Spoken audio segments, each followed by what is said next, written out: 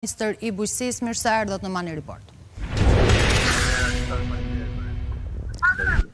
Si paraqitet situata, zoti Salla, kush janë zonat më të prekura bujqësore, rajonet në Shqipëri?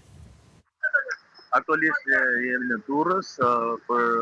monitoruar bashkë me Ministrin Mbrojtjes dhe kryetarin e bashkisë për problematikat që ne kemi pas kryesisht në bashkinë e Durrësit, por edhe në Lezhë. Edhe mbrëmjen e kaluar kemi pas një problematik ndaj rreshjeve të shtuara në bashkinë e Gjirokastës, ku kemi marrë gjitha masat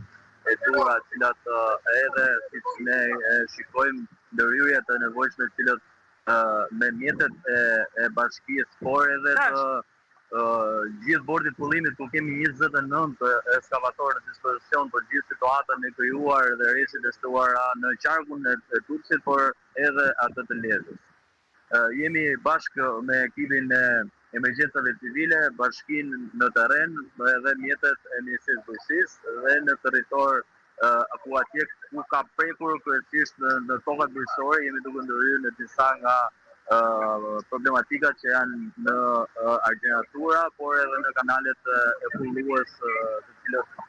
emergjenca, por edhe bordi pullimit është në terren të vazhdueshëm gjatë gjithë natës, por edhe gjatë gjithë kohës që kanë qenë rreshtet në vazhdim. A janë në funksion të plot hidrovorit apo ka patur dhe problematika në këto zona që ju përmendët? Në Durrës, në Lezhë dhe në gjithë Shqipërinë, hidrovoret janë në kapacitet të plot, kanë funksionuar gjatë gjithë kohës dhe ne kemi qenë dhe në terren bashkë me kryetarin e bashkisë dje, ku kemi monitoruar të gjithë problematikat e hidrovoret në qarkun Durrës, por edhe ndaj bashkive të tjera ndaj gjithë Shqipërisë. Ne jemi në monitorim të plot ndaj stafit të Ministrisë së Bujqësisë, të cilët janë në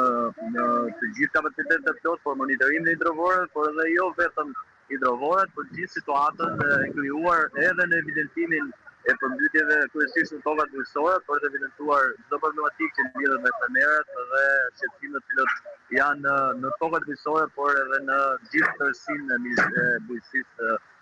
ku ndër tërheqjes të rreshjeve që ne kemi kryesisht në Durrës dhe në Lezhë, do të bëjmë edhe problematikat ndaj stafit ministrisë. Kanaleve kulluesa, ka patur problematika të evidentuara gjatë këtyre ditëve kur rreshtet kanë qenë intensiva? Kanë qenë në pastrim nga bordeve pullimit, ndaj bashkive, por rreshtet e shumta kanë bërë që të jenë në kapacitet të plot dhe disa nga kanalet të dalin nga shtrati për shkak të rreshjeve të shumta dhe përballimit të tyre ndaj kësaj situate. Sa i përket edhe bashkëpunimit me bashkitë e vendit? Bashkitë e vendit kemi pas një komunikim dhe një bashkëpunim shumë të mirë në raport me gjithë mundësitë që ato kanë pas dhe kanë qenë terren edhe kryetarët e bashkive vetë për të monitoruar situatën, për të qenë prezent bashkë me ekipet e tyre, me emergjencat civile edhe Ministri i Mbrojtjes, ku të gjithë situata kanë qenë në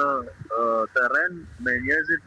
me personat e duhur dhe me mjetet e duhura për të përballuar gjithë situatën e krijuar ndaj rreshjeve të fundit. Do shta është ende herët për të folur për një bilans zyrtar, por keni një bilans paraprakt se sa hektar tokë bujqësore janë përmbytur dhe kur pritet të bëhet, po themi, dhe dëmshpërblimi i tyre? Atëherë, ne jemi në fazën e përballimit situatës, më pas do të bëjmë evidentimin e gjithë situatës të krijuar ndaj problematikave që lidhet kryesisht me bujqësinë dhe dëmeve të shkaktuara ndaj bujqësisë. Ekipit e Ministrisë së Bujqësisë do të jenë në terren dhe janë në terren për monitorim dhe verifikim të situatave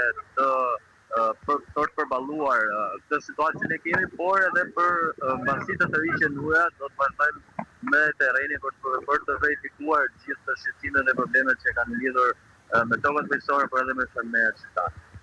Mirë, do të kemi mësi që ta ndjekim edhe në vijim situatën. Zoti Salla, ju falenderoj që ishit sot në Mani Report dhe punë të mbarë. Faleminderit. Do ndalemi tani te të tjera zhvillime. Donald Trump ka thënë se